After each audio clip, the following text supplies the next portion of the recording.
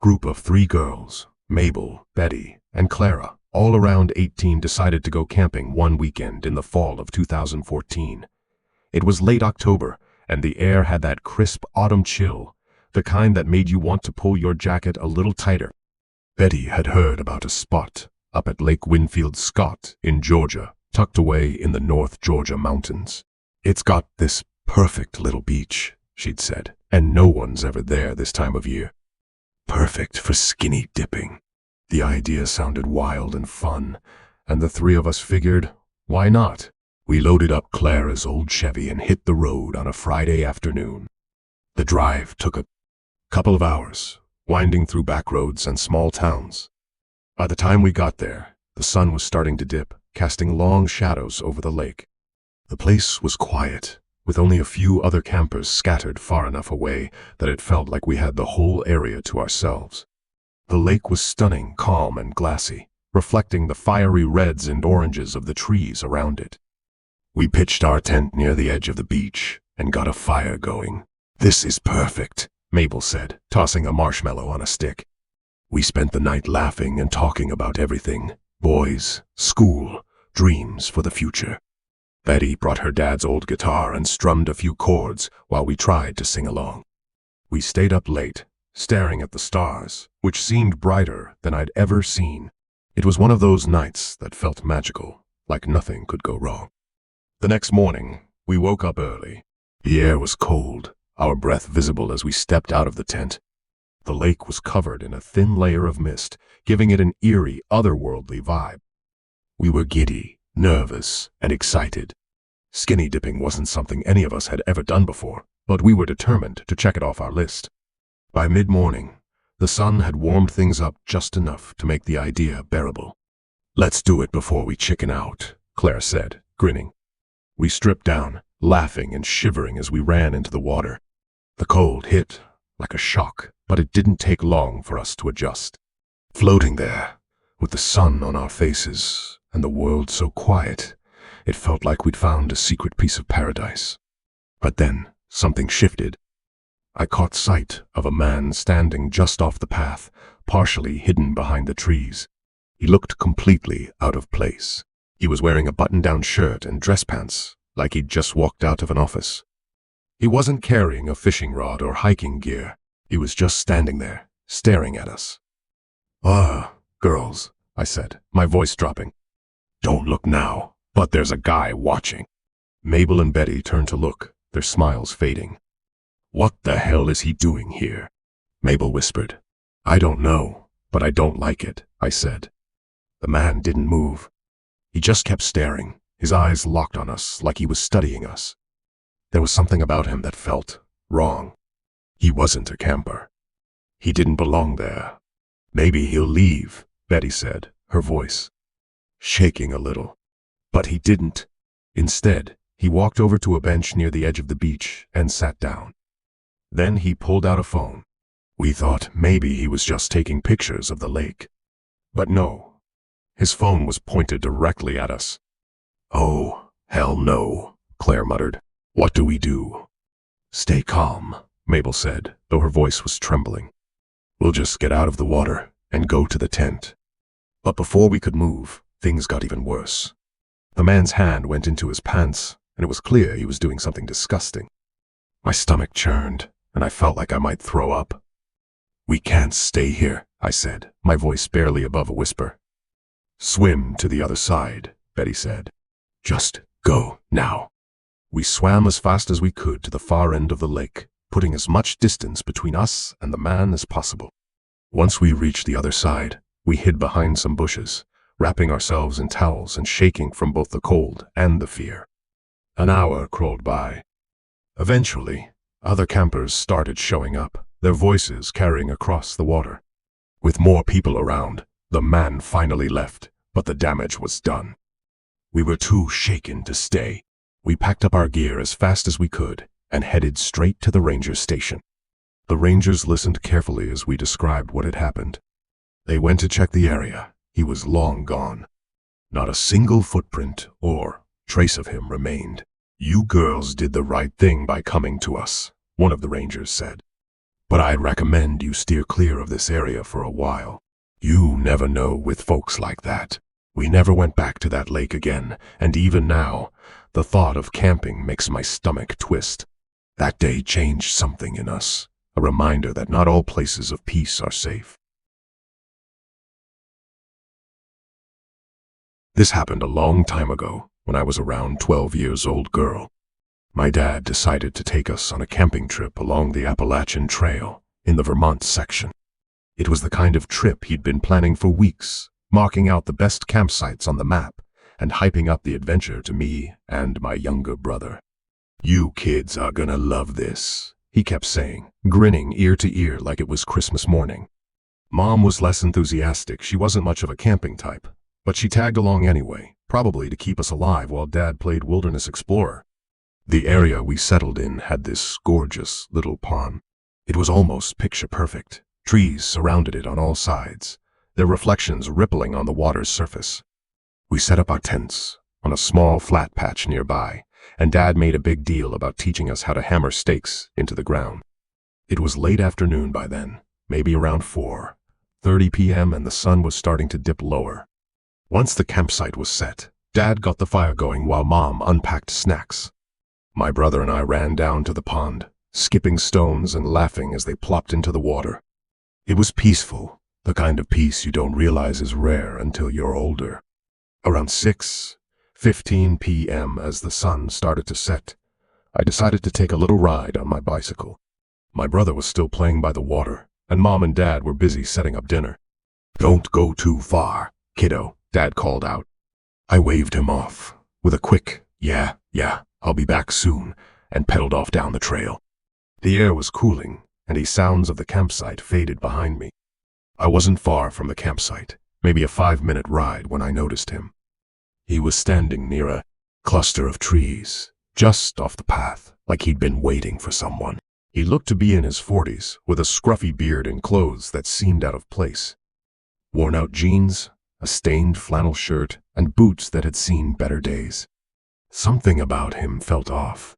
He waved at me, and my first thought was, hell no.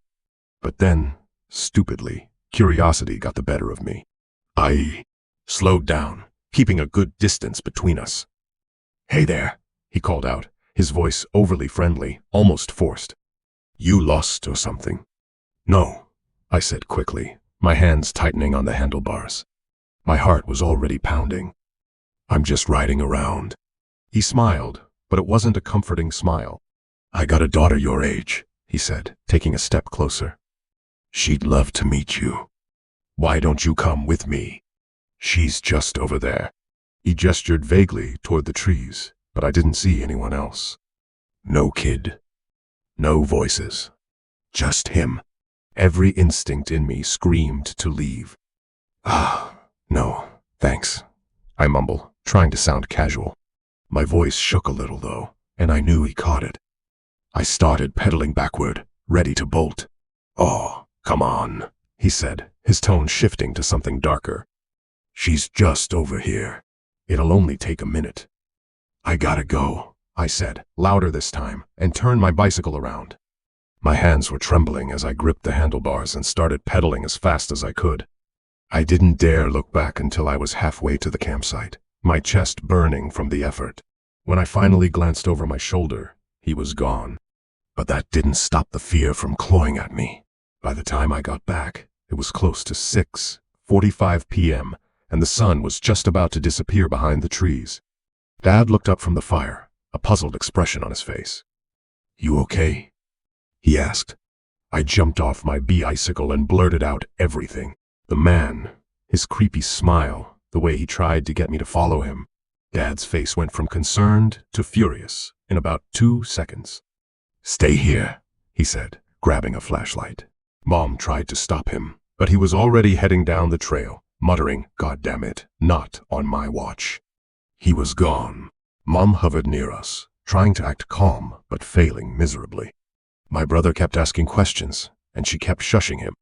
When Dad finally came back, it was after 7:30 p.m., and the sky was dark. He hadn't found the man, but he did report the incident to the park ranger, who promised to keep an eye out. That night, I couldn't sleep. Was he out there, watching us? Waiting? I kept imagining his face, that forced smile, and the way he'd said, "She's just over there," like it was the most normal thing in the world. Jesus, it still gives me chills. We cut the trip short the next day. That encounter stuck with me, more than I ever realized at the time. It's been years now, and I'm an adult with a career, but that fear never fully went away. I don't trust people easily, hell. Sometimes I don't trust them at all. It's cost me friendships, relationships, even job opportunities. People say I'm too guarded, too suspicious, but how do you explain to someone that your walls aren't a choice? They're a survival mechanism. I decided to take a camping trip deep into the Appalachian Trail, way off the beaten path. I'd been camping solo for years, and always sought out the wildest, most remote places. But this time, I wanted to push the envelope, find a spot so secluded it might as well have been off the map. By the time I parked my car in a tiny clearing at 3:30 p.m., I was already on edge.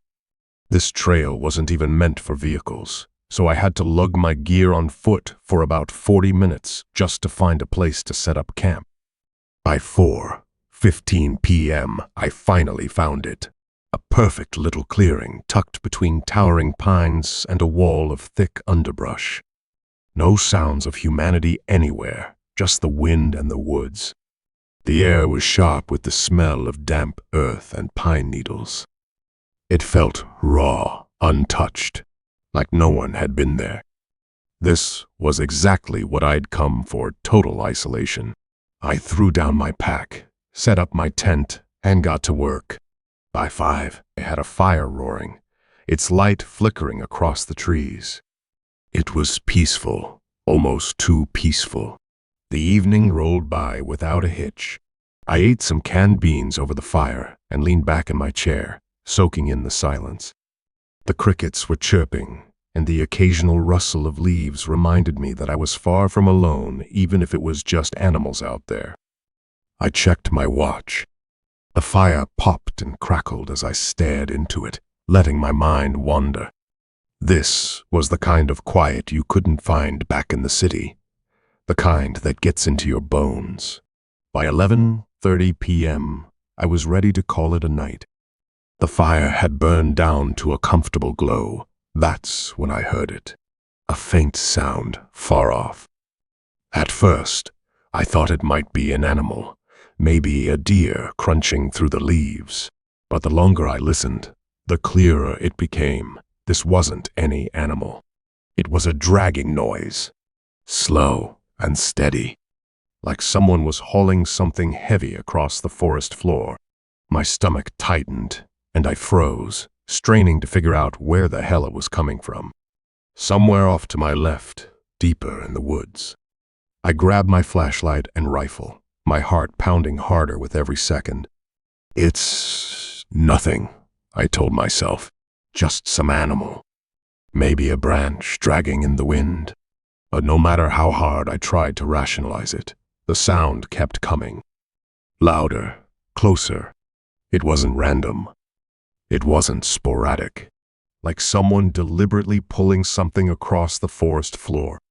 By midnight, I couldn't kid myself anymore. Whatever was making that noise wasn't natural. I turned on my flashlight and pointed it into the woods. "Hello?" I called out, trying to sound confident but failing miserably. No answer. Just that goddamn dragging noise, inching closer. Then came the laughter.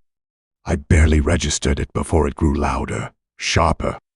It was a chorus, overlapping and mocking, cold as hell. My skin crawled, and my hands gripped the rifle so tight my knuckles turned white. "Who's out there?" I shouted, my voice cracking. The laughter didn't stop, and then the dragging started up again, louder than ever, closer than ever. It was right there, just beyond the reach of the light. My heart was hammering so loud I could barely think. I panicked. I raised the rifle and fired a shot into the air. For a moment, the woods went dead silent. Not a single sound. No crickets, no wind, nothing. It was like the whole forest was holding its breath, waiting. And then, out of nowhere, came the bang. Not from my gun. This was something else, something huge and deafening, like an explosion had gone off right in front of me. The fire flared up like someone had thrown gasoline on it, and I stumbled backward, almost dropping my rifle.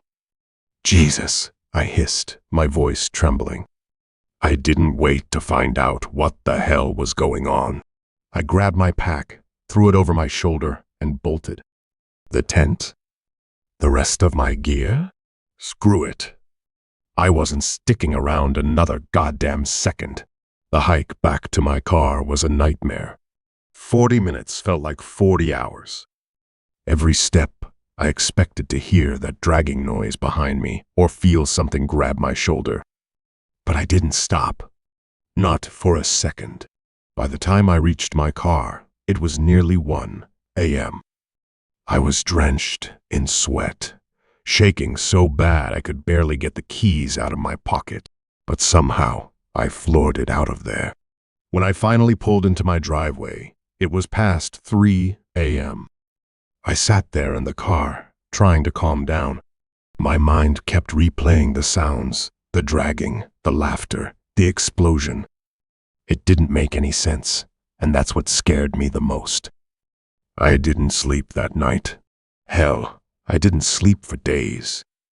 I've never gone camping since. I was too goddamn close to dying that night. That experience burned itself into me.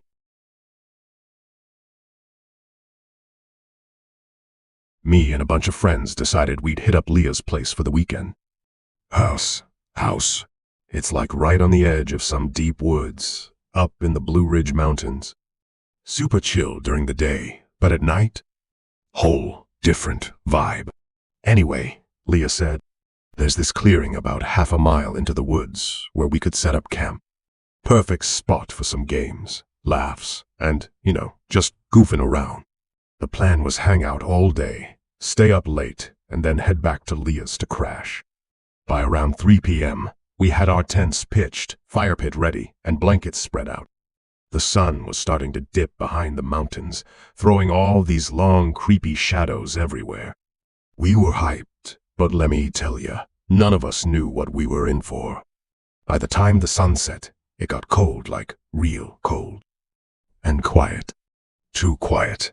Around 7:30 p.m., we lit up the bonfire, and Leah comes up with this genius idea. We should take turns telling ghost stories. Test who's got the guts to tell the creepiest one. We were all like, bet, let's do it. Fast forward to 9 p.m., and we're going around the circle. Sarah starts off with some lame haunted farmhouse story. Like, come on, Sarah. We've heard that a million times. Then Jacob tries his hand with a cursed hiking trail thing, got a few gasps, but nothing crazy. Then it's my turn. I'm sitting there thinking, do I go hard? Or, nah? But the way they were all looking at me, I had to bring it. All right, I said, leaning in so the firelight hit just right. This one's real. My grandma swore it happened. I launch into this story about a ghost that haunts a cabin in the woods, shows up only on nights when there's no moon. I'm talking unblinking eyes, shadows moving where they shouldn't, the whole 9 yards. By the time I hit the big twist, you could have heard a pin drop. Then Sarah, she straight up starts bawling, like ugly crying. Stop. I can't take it, she yells. My bad, I guess. So now it's like 10:15 p.m. and we're trying to chill, but the vibes? Completely shot. Then out of nowhere, Jacob screams. I saw something, he shouts, pointing at the bushes to the west like 20 feet away. We all whip around, but there's nothing there, at least, nothing we could see. It's just a raccoon or something, Leah says, but her voice is all shaky. Nobody's buying it.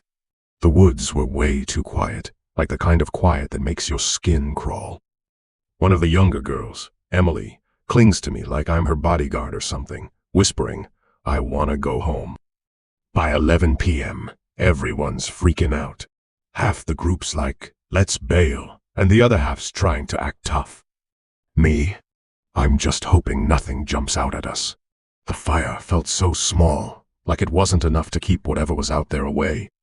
Then Leah screams, "I saw it. There's something out there," she yells, pointing to the north. 30 feet away, she says. That's it. We're done. Midnight rolls around, and we're hustling back to Leah's house. That half-mile walk was too terrifying. Every little sound had us on edge. It all sounded like something creeping up on us. Our flashlights were getting dim, and I swear it felt like the batteries were dying faster than they should. By the time we hit Leah's backyard, it was like we just escaped from a horror movie. Looking back, the scariest part wasn't even the stories or the supposed shadows. It was how the silence and isolation messed with our heads. We went in thinking we were all brave, but guys, that night broke us. After that, we made a promise. No more camping trips without parents. Like, ever. Even now, I can't think about that night without getting chills. We just wanted some fun, but what we got, a memory none of us will ever forget. Let me tell you about the summer of 2010. It was supposed to be one of the happiest times of my life. I had just gotten married, and my husband, Matt, and I decided to celebrate with a week-long camping trip. First camping trip as a married couple, deep in the woods of Georgia, the Appalachian Trail, to be exact. We drove down from Atlanta, which took us about 3.5 hours to reach the trailhead near Springer Mountain. From there, we hiked roughly 6 miles into the woods to find the perfect campsite. It was beautiful, peaceful, and exactly what we needed after all the chaos of wedding planning. We planned this thing to the last detail. Matt wanted to explore as much of the Appalachian Trail as possible in 7 days. It wasn't just camping we were hiking, soaking in nature, and leaving all the stress of the world behind. Or so we thought. By day 3, we were already making friends with other campers, sharing supplies, and getting tips about the best trails to check out. Everything was perfect. Then, on the 3rd evening, things got weird. We were just finishing dinner around 7:30 p.m.